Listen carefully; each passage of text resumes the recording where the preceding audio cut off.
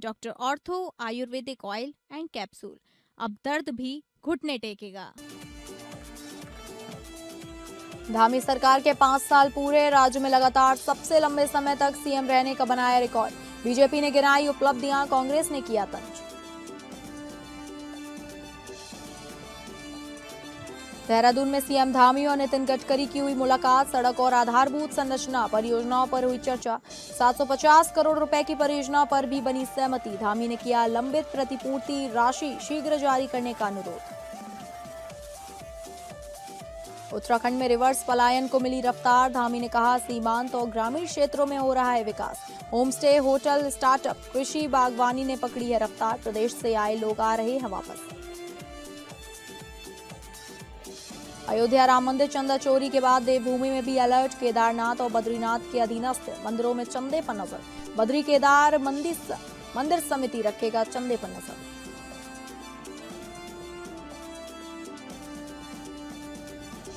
नमस्कार, आप सभी का बहुत स्वागत है उत्तराखंड बुलेटिन में और मैं हूं आपके साथ अंकिता सिंह। शुरुआत करेंगे बुलेटिन की, जहां मुख्यमंत्री पुष्कर सिंह धामी की अगुवाई में उत्तराखंड सरकार ने 4 जुलाई 2026 को अपने कार्यकाल के 5 साल पूरे कर लिए हैं।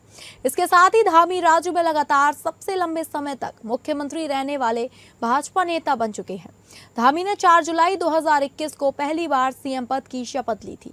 विधानसभा चुनाव के बाद 23 मार्च 2022 से उनकी दूसरी पारी शुरू हुई, जो अब तक निर्बाध जारी है। इस दौरान सरकार ने यूसीसी, नकल विरोधी कानून और अवैध अतिक्रमण हटाओ अभियान जैसे बड़े फैसले लिए। वहीं बीजेपी बोली कि अस्थिरता में भी 5 साल पूरे। भाजपा प्रदेश अध्यक्ष महेंद्र भट्ट ने कहा, हमारी सरकार लगातार जनहित में काम कर रही है। मुख्यमंत्री धामी ने राजनीतिक अस्थिरता के दौर में भी 5 साल का कार्यकाल पूरा कर लिया है। जन जन सरकार, जन के द्वार, जन के लिए सरकार कार्यक्रम का पहला चरण पूरा हो चुका है और दूसरे चरण की शुरुआत हो गई है। सरकार 4 जुलाई से पूरे प्रदेश में सेवा, सुशासन एवं समर्पण थीम पर सेवा सप्ताह बनाएगी। इस दौरान 5 साल की उपलब्धियों को जनता तक पहुंचाया जाएगा और जिला स्तर पर पात्र लोगों को योजनाओं से जोड़ा जाएगा। कांग्रेस का हमला। वहीं कांग्रेस प्रदेश प्रवक्ता प्रतिमा सिंह ने धामी सरकार पर निशाना साधते हुए कहा कि इन 5 सालों में भाजपा एक भी ऐसा काम नहीं कर पाई जिसे उपलब्धि कहा जा सके। बेरोजगारी, गरीबी और महंगाई चरम पर है। अपराध के मामले में भी प्रदेश अव्वल है। धामी सरकार शासन प्रशासन हर मुद्दे पर फेल नजर आ रही है। देखिए, पुष्कर धामी जी अभी तक उत्तराखंड की अस्थिरता की राजनीति में ऐसे मुख्यमंत्री हैं जिन्होंने 5 वर्ष का कार्यकाल पूर्ण किया है। और हर बार जब उत्साह का वातावरण होता है तो सरकार का उद्देश्य होता है कि जन सेवा के कार्यक्रम को तय करना। जन जन की सरकार, जन जन के द्वार कार्यक्रम उसी का हिस्सा है। उसका प्रथम चरण के बाद अब द्वितीय चरण हम लोग प्रारंभ कर रहे हैं और ये कार्यक्रम हर समय पर हमारे चलते रहेंगे। जी के 4 साल 5 साल पूरे हो जाएं और मैं कहूँगी भाजपा के 9.5 साल पूरे हो चुके हैं। लेकिन अगर मैं विकास की बात करूं तो विकास के नाम पर इनका रिपोर्ट कार्ड नील बटे सन्नाटा है।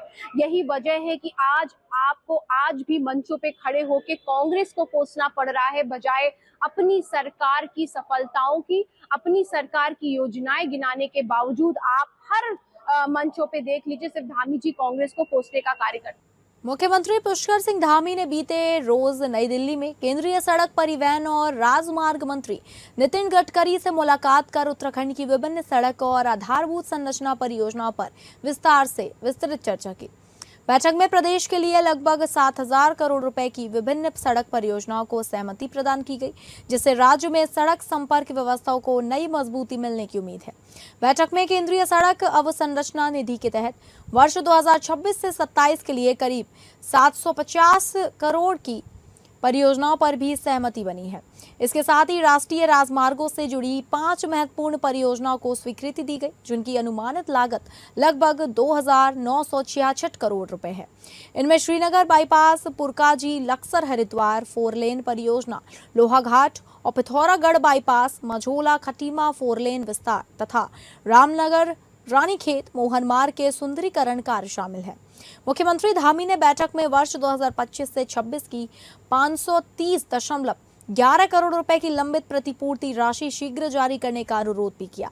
साथ ही सीमा सड़क संगठन से जुड़े लंबित मामलों, ऋषिकेश गंगोत्री राष्ट्रीय राजमार्ग के हिना तेखला नेताला गर्म पानी खंड की डीपीआर तथा जोशीमठ बाईपास के संशोधित प्रस्तावों को जल्द मंजूरी देने का आग्रह किया।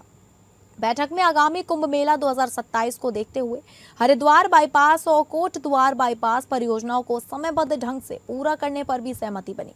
इसके अतिरिक्त राष्ट्रीय राजमार्गों को स्पर मार्गों से जोड़ने की लगभग 3000 करोड़ रुपए की परियोजनाओं को सैद्धांतिक मंजूरी दी गई। अल्मोड़ा सिकुड़ा बैंड से NH 309 तक टनल सहित मोटर मार्ग निर्माण की करीब 300 करोड़ रुपए की परियोजना को भी सहमति मिली। मुख्यमंत्री धामी ने कहा कि प्रधानमंत्री मोदी के मार्गदर्शन और केंद्र सरकार के सहयोग से इन परियोजनाओं के क्रियान्वयन से उत्तराखंड में सड़क संपर्क, यातायात सुविधा और आधारभूत ढांचे को नई गति मिलेगी, जिसका लाभ प्रदेश के दूरस्थ और सीमांत क्षेत्रों तक पहुंचेगा। नए पुराने बहुत सारे जो प्रोजेक्ट जो पुराने चल रहे हैं उन पर भी बात हुई, अनुरोध भी किया। और जो नए प्रोजेक्ट हैं, कुछ हरिद्वार का, ऋषिकेश का बाईपास बनना है, देहरादून की सड़क बननी है, जोशीमठ का बाईपास बनना है, श्रीनगर का बाईपास है, हेलंग क्षेत्र में सड़क जानी है, पिथौरागढ़ लोहाघाट बाईपास है, खटीमा मझोला मार्ग है। ऐसे अनेक काम, जैसे लिपुलेख जाने वाली सड़क का भी कुछ काम बचा हुआ है, उस पर भी काम होना है। तो सब मिलाकर और CRIF योजना में लगभग 750 करोड़ की धनराशि उन्होंने सैद्धांतिक रूप से उसकी सहमति दी है। सब मिला के 7000 करोड़ रुपए की से अधिक की धनराशि। मुख्यमंत्री पुष्कर सिंह धामी ने कहा कि डबल इंजन सरकार के विकास कार्यों का लाभ अब सीमांत और ग्रामीण क्षेत्रों तक पहुंच रहा है। उन्होंने कहा कि बेहतर सुविधाओं और बढ़ते अवसरों के कारण प्रदेश में रिवर्स पलायन को गति मिली है। बड़ी संख्या में प्रवासी अपने पैतृत्व गांव लौटकर होम स्टे, होटल, स्टार्टअप, कृषि, बागवानी और स्थानीय उत्पादों से जुड़े कारोबार शुरू कर रहे हैं, जिससे रोजगार के नए अवसर पैदा हो रहे हैं। मुख्यमंत्री ने कहा कि शीतकालीन यात्रा शुरू होने से पर्यटन को भी बढ़ावा मिला है और पिछले 3 सालों में प्रदेश में करीब 24 करोड़ पर्यटकों का आवागमन राज्य के लिए बड़ी उपलब्धि है। डबल इंजन सरकार ने जो प्रयास किए हैं, विकास के काम किए हैं, आज सभी सुविधाएं हमारे सीमांत से सीमांत क्षेत्रों तक पहुंच रही है, गांव तक पहुंच रही है, देहात तक पहुंच रही है। उसी का परिणाम है कि आज बड़ी संख्या में अब रिवर्स पलायन शुरू हुआ है और प्रवासी जो बड़े अनुभव जिनके पास हैं, जिन्होंने अनेक क्षेत्रों में अपनी विशेषज्ञता प्राप्त की है, अनुभव लिया है, ज्ञान अर्जित किया है, स्किल जिनको प्राप्त है, वो सब अपने अपने गाँव को लौट रहे हैं, अपने पैतृक स्थानों को लौट रहे हैं और अपना कारोबार शुरू कर रहे हैं। कोई होम स्टे शुरू कर रहा है, कोई होटल कर रहा है, कोई छोटे छोटे उत्पाद बनाने का काम कर रहे हैं, कोई स्टार्टअप कर रहा है, कोई कृषि बागवानी के क्षेत्र में काम कर रहा है। उत्तराखंड में आगामी चुनाव को लेकर भारतीय जनता पार्टी ने संगठन को बूथ स्तर पर तक मजबूत करने की कवायद तेज कर दी है। पार्टी का फोकस कार्यकर्ताओं के विस्तार, युवाओं को जोड़ने और लाभार्थियों तक सीधा संपर्क बढ़ाने पर है। इसी रणनीति के तहत संगठनात्मक ढांचे को मजबूत करने और चुनावी तैयारियों को चरणबद्ध तरीके से आगे बढ़ाया जा रहा है। इस दौरान भाजपा प्रदेश अध्यक्ष महेंद्र भट्ट ने कहा कि चुनाव के समय पार्टी अलग चुनावी टीम और प्रदेश चुनाव संचालन समिति का गठन करती है। उन्होंने बताया कि प्रत्येक विधानसभा स्तर पर संयोजक और सह संयोजक नियुक्ति किए जाते हैं। फिलहाल पार्टी बूथ प्रबंधन को मजबूत करने, अधिक से अधिक युवाओं को जोड़ने और हर बूथ पर सक्रिय कार्यकर्ताओं की टीम तैयार करने पर काम कर रही है। उन्होंने ये भी कहा कि केंद्र सरकार की योजनाओं के लाभार्थियों तक संपर्क अभियान के माध्यम से संगठन अपनी पहुंच मजबूत कर रहा है। देखिए, भारतीय जनता पार्टी चुनाव के समय चुनाव की अलग टीम तैयार करती है। जो प्रदेश की चुनाव संचालन समिति होती है, चुनाव के लिए कार्यकर्ता को हर विधानसभा स्तर पर उसके संयोजक, सह संयोजक हम लोग नियुक्त करते हैं। अभी उस सब विषय में समय है, लेकिन अभी हम अपने बूथ के प्रबंधन को ही मजबूत करने का काम कर रहे हैं। बड़ी संख्या में नए युवाओं को जोड़ रहे हैं। 1 बूथ 20 यूथ और हर बूथ पर 10 बहनें कार्यकर्ता हमारी हर बूथ पर गठित हो जाए, उस दिशा में हम लोग काम को आगे बढ़ा रहे हैं। हमारे लाभार्थी जो संपर्क अभियान के कार्यकर्ता हैं उनको भी उन्होंने काम में लगाया, जिनको केंद्र और राज्य सरकार द्वारा लाभ मिला है। ऐसे सब लोगों से संपर्क अभियान भी इस बीच हमारे चलने वाले हैं। उत्तराखंड सरकार एक बार फिर जनता की समस्याओं का समाधान उनके घर गांव तक पहुंचकर करने जा रही है। मुख्यमंत्री पुष्कर सिंह धामी के निर्देश पर 4 जुलाई से पूरे प्रदेश में 15 दिवसीय जन जन की सरकार जन जन के द्वार विशेष अभियान शुरू होगा। जिला, तहसील और ब्लॉक स्तर पर विशेष शिविर लगाकर लोगों की शिकायतों का मौके पर ही निस्तारण किया जाएगा। पिछले वर्ष इस अभियान को जनता का अभूतपूर्व समर्थन मिला था। 45 दिनों तक चले अभियान में प्रदेश भर में 681 शिविर लगाए गए, जिनमें 5,33,000 से अधिक लोगों ने भागीदारी की। इस दौरान लगभग 33,000 जन शिकायतों का त्वरित समाधान कर सुशासन का नया मॉडल प्रस्तुत किया गया। मुख्यमंत्री धामी का स्पष्ट संदेश है कि आम जनता को अपनी समस्याओं के समाधान के लिए सरकारी कार्यालयों के चक्कर न लगाने पड़े। इसके बजाय अधिकारी और कर्मचारी स्वयं गांव-गांव पहुंचकर शिकायतें सुने और उनका त्वरित निस्तारण करें। इसी सोच को आगे बढ़ाते हुए मुख्यमंत्री के सफल 5 वर्ष पूरे होने के अवसर पर इस अभियान का दूसरा चरण शुरू किया जा रहा है। 4 जुलाई से शुरू होने वाले 15 दिवसीय सेवा पखवाड़े के दौरान जिला, ब्लॉक और तहसील स्तर पर विशेष शिविर आयोजित होंगे। इन शिविरों में विभिन्न विभागों के अधिकारी मौजूद रहेंगे और लोगों को सरकारी योजनाओं का लाभ दिलाने के साथ साथ उनकी समस्याओं का मौके पर समाधान करेंगे। लोगों को बिना किसी भागदौड़ के सरकारी सेवाएं मिले, यही सुशासन की पहली सीढ़ी है। इसी उद्देश्य से जन जन की सरकार जन जन के द्वार अभियान का दूसरा चरण शुरू किया जा रहा है।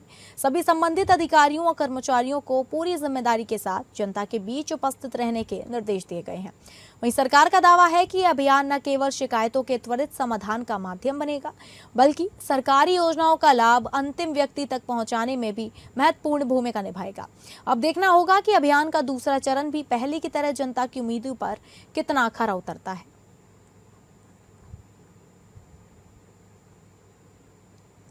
अयोध्या राम मंदिर में चढ़ावा चोरी के मामले का खुलासा होने के बाद बद्री केदार मंदिर समिति भी केदारनाथ और बद्रीनाथ के अधीनस्थ मंदिरों में चढ़ावा और दान सामग्री की निगरानी के लिए सतर्क हो गई है।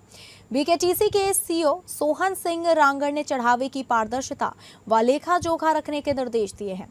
बीकेटीसी अध्यक्ष हेमंत द्विवेदी के दिशा निर्देश पर सीईओ ने राम मंदिर समिति के अधीन दान पेटी गिनती और स्थल लेखा खजाना, विश्राम घर, पूजा काउंटर में तैनात अधिकारियों व कर्मचारियों को निर्देश दिए कि चढ़ावे और दान सामग्री में पारदर्शिता, सतर्कता व निगरानी में किसी भी तरह की लापरवाही बर्दाश्त नहीं की जाएगी। इन दिनों 4 धाम यात्रा में रोजाना हजारों श्रद्धालु दर्शन के लिए बद्रीनाथ व केदारनाथ धाम पहुंच रहे हैं। श्रद्धालुओं के चढ़ावे व दान का पूरा लेखा जोखा रखा जाए। किसी तरह की लापरवाही की शिकायत पर मंदिर समिति की ओर से सख्त कार्रवाई की जाएगी। मंदिर समिति के अध्यक्ष हेमंत द्विवेदी का कहना है कि राम मंदिर अयोध्या में चढ़ावा चोरी का मामला सामने आने के बाद बीकेटीसी ने बद्रीनाथ और केदारनाथ सहित अन्य अधीनस्थ मंदिरों में चढ़ावे पर निगरानी व सतर्कता बढ़ा दी गई है। अत्याधुनिक सीसीटीवी कैमरों से चढ़ावे पर नजर रखी जाएगी। बढ़ते हैं अगली खबर की ओर, जहां उत्तराखंड के चंपावत जनपद से किसानों के लिए बड़ी और राहत भरी खबर सामने आई है। मुख्यमंत्री पुष्कर सिंह धामी के विजन के तहत डिजिटल इंडिया अभियान में पायलट डिस्ट्रिक्ट बने चंपावत में अब खाद्य वितरण पूरी तरह डिजिटल और पारदर्शी हो गया है। नई व्यवस्था के तहत किसान घर बैठे ऐप से खाद की मांग दर्ज कर सकेंगे और क्यूआर कोड के माध्यम से सहकारी समिति से आसानी से खाद प्राप्त कर सकेंगे। नई खाद नीति लागू होने के बाद किसानों के बीच पात्रता और खाद वितरण को लेकर कुछ भ्रम की स्थिति बनी थी, लेकिन कृषि विभाग ने स्पष्ट कर दिया कि भूमि धारक किसानों के साथ साथ बटाईदार और दूसरों की भूमि पर खेती करने वाले किसान भी इस व्यवस्था का लाभ उठा सकेंगे। मुख्य कृषि अधिकारी धनपत कुमार के अनुसार किसान ऐप पर मांग दर्ज करते हुए एक क्यूआर कोड प्राप्त करेंगे, जिसे समिति में दिखाकर बिना किसी परेशानी के खाद उपलब्ध करा दी जाएगी। प्रशासन ने खाद वितरण का स्पष्ट पैमाना भी तय किया है। प्रत्येक हेक्टेयर भूमि पर 7 बोरी यूरिया और 4 बोरी डीएपी का या एनपीके उपलब्ध कराई जाएगी। प्रशासन का कहना है कि जनपद में खाद की कोई कमी नहीं है और अफवाहों पर ध्यान देने की आवश्यकता नहीं है। देखिए, जो नया नियम आया है ये डिजिटल इंडिया मूवमेंट के अंतर्गत अपने ज़िले को जो है पायलट ज़िले के रूप में लिया गया है। ये नियम जो है ऐप आधारित खाद्य वितरण को लेकर के है। ऐप का नाम है फ्रेमवर्क फॉर फर्टिलाइजर सेल। अर्थात कोई भी किसान जो पूर्व में खेती करता रहा हो या अभी भी कर रहा है, वो ऐप के माध्यम से अपनी डिमांड जो है जनरेट कर सकता है, जो कि QR कोड के रूप में सामने आएगी, और वही QR कोड हमारी सोसाइटीज़ में जा करके दिखा करके वो फर्टिलाइज़र ले सकता है। अब सवाल ये है कि कौन कौन किसान इसके लिए पात्र होंगे। तो मैं बताना चाहूँगा कि वे सभी किसान जिनके नाम पे ज़मीन है वे तो पात्र हैं ही, साथ में दूसरे किसान वे हैं जो खेती करते हैं लेकिन किसी और के नाम पे ज़मीन है। मानसून की चुनौतियों से निपटने के लिए चंपावत प्रशासन पूरी तरह तैयार है। संभावित प्राकृतिक आपदाओं के दौरान त्वरित राहत एवं बचाव कार्यों की तैयारियों को परखने के उद्देश्य से गुरुवार को टनकपुर में अग्निशमन विभाग के नेतृत्व में पुलिस, SDRF, राजस्व, स्वास्थ्य, वन एवं अन्य विभागों की संयुक्त टीमों द्वारा व्यापक मॉक ड्रिल का सफल आयोजन किया गया। मॉक ड्रिल के पहले चरण में लगातार वर्षा के कारण शारदा नदी में तेज भू कटाव से नदी किनारे स्थित कई मकानों में दरारें आने तथा जनहानि की आशंका का परिदृश्य तैयार किया गया। सूचना मिलते ही प्रशासनिक एवं रेस्क्यू टीमें अत्याधुनिक उपकरणों के साथ तत्काल घटनास्थल पर पहुंची और राहत एवं बचाव कार्य अभियान शुरू किया गया। रेस्क्यू टीम ने नदी क्षेत्र में फंसे बच्चों को सुरक्षित बाहर निकालकर एम्बुलेंस तक पहुंचाया, जहां चिकित्सकों ने उनका प्राथमिक उपचार किया। इसी दौरान शारदा घाट स्थित अस्थायी प्रसादी की दुकान की एक महिला के सर्पदंश से घायल होने का परिदृश्य भी तैयार किया गया, जिसे तत्काल अस्पताल भेजा गया। प्रभावित परिवारों को सुरक्षित राहत शिविर में स्थानांतरित किया गया। इस संयुक्त अभ्यास का उद्देश्य विभिन्न विभागों के बीच समन्वय को और मजबूत बनाना, आपदा की स्थिति में त्वरित कार्यवाही सुनिश्चित करना और राहत और बचाव व्यवस्था में वास्तविक क्षमता का परीक्षण करना था।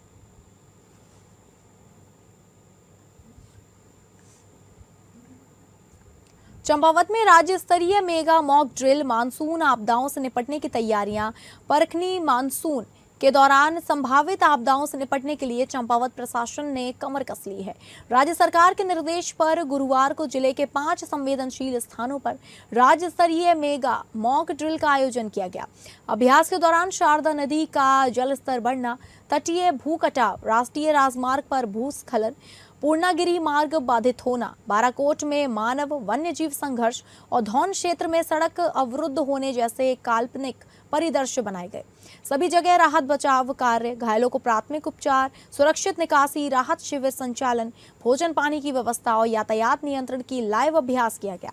मुख्यमंत्री पुष्कर सिंह धामी ने वर्चुअल माध्यम से प्रदेश भर की तैयारियों की समीक्षा की और अधिकारियों को मानसून में सतर्कता और बेहतर समन्वय के साथ निर्देश दिए। जिलाधिकारी मनीष कुमार ने बताया कि मॉक ड्रिल का मकसद विभागों की समन्वय क्षमता, संसाधनों की उपलब्धता और रिस्पांस टाइम को परखना था। सभी विभागों को मशीनरी, राहत सामग्री, संचार व्यवस्था और मानव संसाधन दुरुस्त रखने के निर्देश दिए गए। इस अभ्यास में पुलिस, SDRF, स्वास्थ्य, लोनीबी, NHAI, सिंचाई, विद्युत, वन, राजस्व, DDMA और नगर निकाय ने सक्रिय भागीदारी की। विभागों के तुरंत तालमेल से स्पष्ट हुआ कि चंपावत प्रशासन मानसून की किसी भी चुनौती से निपटने को तैयार है। आप विदित हैं, वर्तमान में मानसून जो है हमारे यहाँ से विगत 2 दिवस से एक्टिव है और इसमें आज जो है इसकी जो तैयारी थी वो पिछले सप्ताह से जो है वो चल रही थी।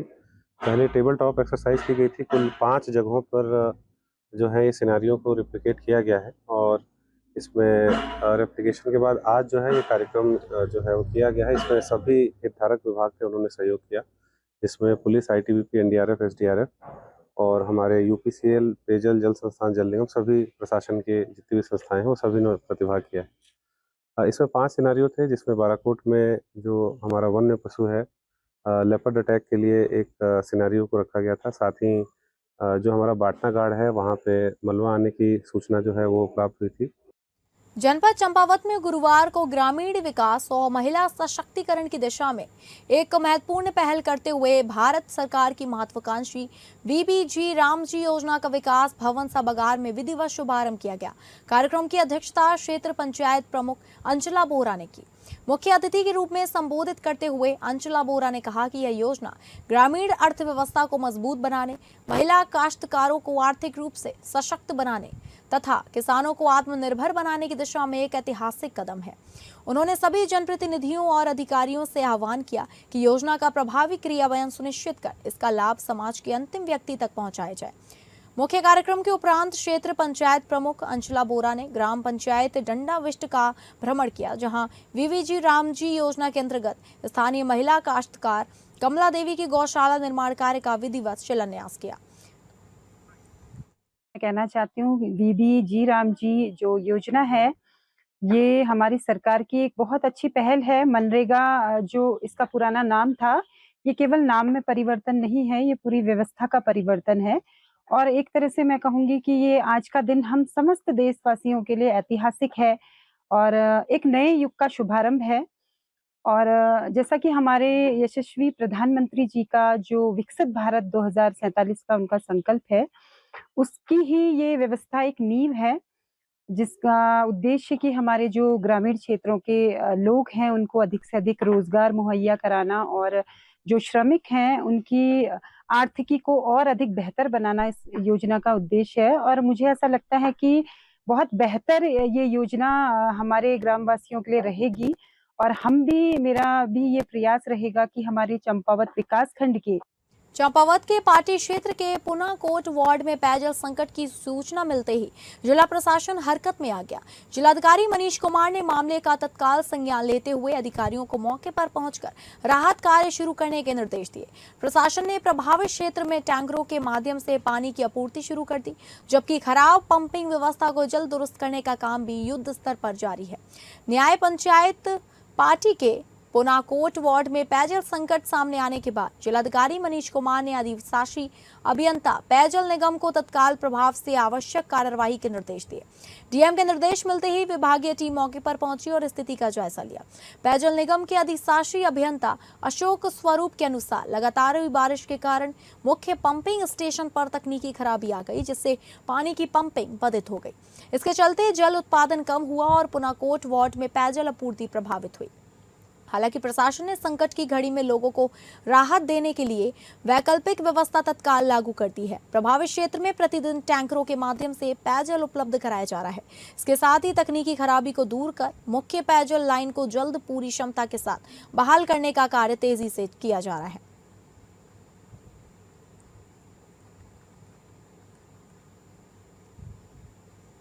जनपद चंपावत में विकास कार्यों को तेज गति देने के उद्देश्य से जिलाधिकारी ने वन भूमि हस्तांतरण से जुड़े लंबित प्रकरणों की व्यापक समीक्षा करते हुए अधिकारियों को स्पष्ट निर्देश दिए कि सभी मामलों का समयबद्ध और प्रभावी ढंग से निस्तारण सुनिश्चित किया जाए। उन्होंने कहा कि जनहित से जुड़ी परियोजनाओं में किसी भी स्तर पर अनावश्यक देरी स्वीकार नहीं की जाएगी। जिला कार्यालय सभागार में आयोजित समीक्षा बैठक में लोक निर्माण विभाग, पीएमजीएसवाई, जल संस्थान, जल निगम सहित विभिन्न कार्यदायी संस्थाओं एवं संबंधित विभागों के अधिकारियों ने प्रतिभाग किया। बैठक का मुख्य उद्देश्य विकास परियोजनाओं के क्रियान्वयन में आ रही प्रक्रियागत बाधाओं को दूर कर कार्यों को गति प्रदान करना रहा।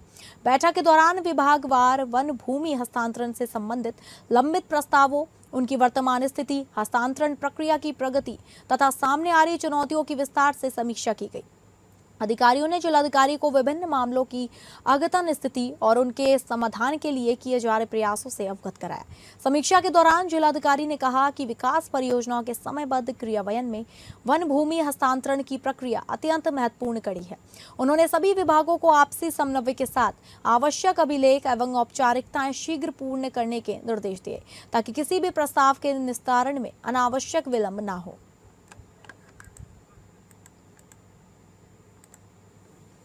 तो फिलहाल उत्तराखंड बुलेटिन में बस इतना ही। नमस्कार।